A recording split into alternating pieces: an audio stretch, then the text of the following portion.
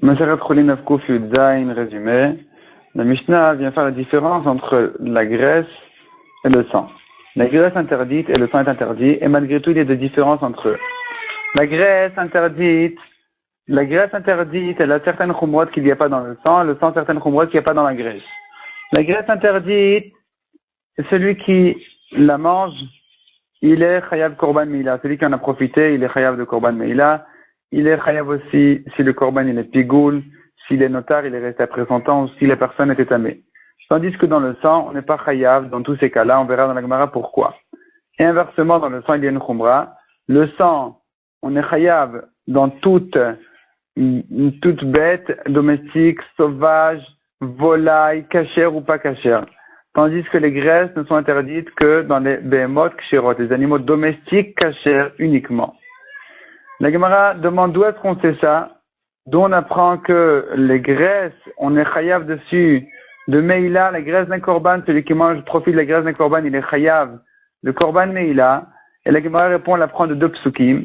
Un pasuk qui fait un ekesh, une comparaison entre le korban du Kohen Gadol, qui est un kodesh kodashim, et le korban du Kohen Gadol, qui est un kodesh kodashim, et le shlamim, qui est un kodashim kalim, pour nous dire que de même que dans le kodesh kodashim, nous savons bien que c'est considéré comme un bien du hekdesh sur lequel on est chayav de korban meila. De la même manière dans le kodashim kalim aussi, la partie qui vient en misbeach est considérée comme les biens du hekdesh sur lesquels on est chayav de korban meila. Deuxième pasuk qui dit kol chelev l'Hashem, toutes les graisses pour Hashem, ça vient inclure justement les graisses des kodashim kalim qui sont aussi interdites d'en profiter. On est donc chayav dessus un korban meila. La Gemara ici, pourquoi est-ce qu'on a besoin de deux psukim? Ensuite, la Gemara elle passe au sang. Le sang, donc on a vu, on n'est pas chayav sur le sang. On n'est pas chayav sur le sang, ni de pigoul, ni de touma, ni de meila, ni de notar. Et la Gemara dit d'où on sait tout ça. Alors la Gemara dit justement, il y a trois psukim. La Torah dit trois fois, trois drachot. Une dracha qui dit lachem, le sang est pour vous, donc vous pouvez en profiter. Deuxième dracha qui dit lechaper, il n'est donné au misbeach que pour kapara, mais pas pour être chayav dessus un korban meila. Et ensuite, là, on a un passage qui dit, vous, le sang, il est tout le temps pareil. De même qu'une fois que la mitzvah est terminée, le sang est permis, puisque toute mitzvah, toute chose qui est interdite à cause de sa mitzvah, une fois que la mitzvah est terminée, la chose est permise. La Gemara explique dont on le sait. Mais en tout cas, c'est ça la règle.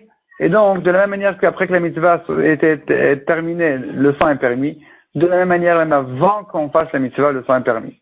Et la Gemara dit donc, finalement, on a trois psukim. Un pasteur qui vient dire qu'on n'est pas chayav de korban meila, celui qui profite du sang. Un pasteur pour dire qu'on n'est pas chayav mishum notar, s'il est resté après son temps. Un pasteur pour dire que le tamé qu'il a mangé n'est pas chayav. Il n'est pas chayav en tant que tamé qui a mangé un korban. Et enfin, le pigoul n'a pas besoin de pasouk, parce que de toute façon, sur le pigoul, on est chayav que si c'est une partie de la bête qui a un matir, qui a une autre partie de la bête qui vient la permettre.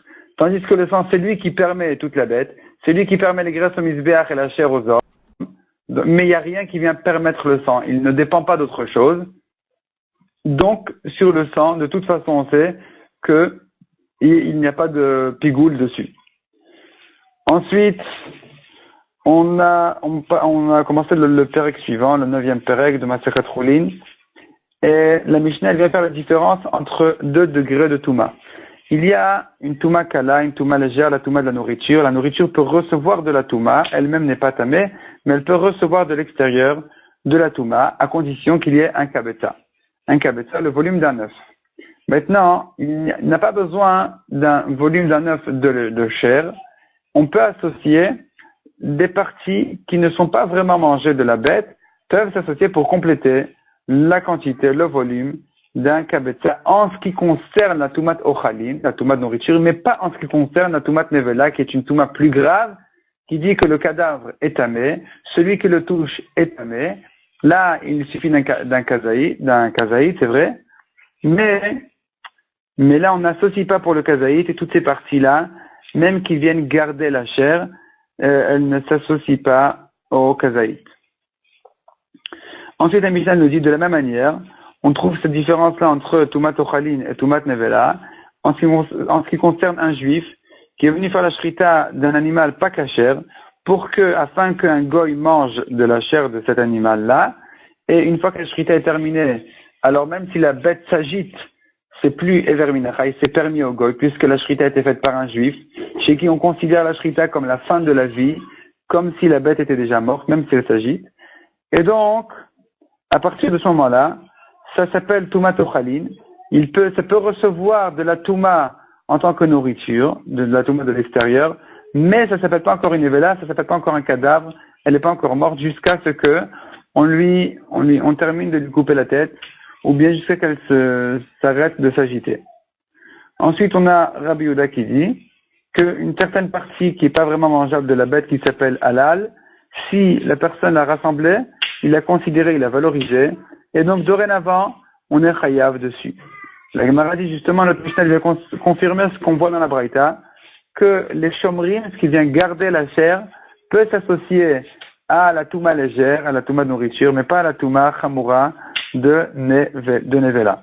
Et la Gemara dit donc on l'apprend d'un pasuk qui dit, en parlant de la touma ochalin, le pasuk utilise l'exemple des graines qu'on sème dans le champ, et donc on apprend de là que dans l'état où on sème les semences, qui viennent avec leur peau, avec leur épluchure, ça s'appelle de cette manière-là de la nourriture pour recevoir la touma.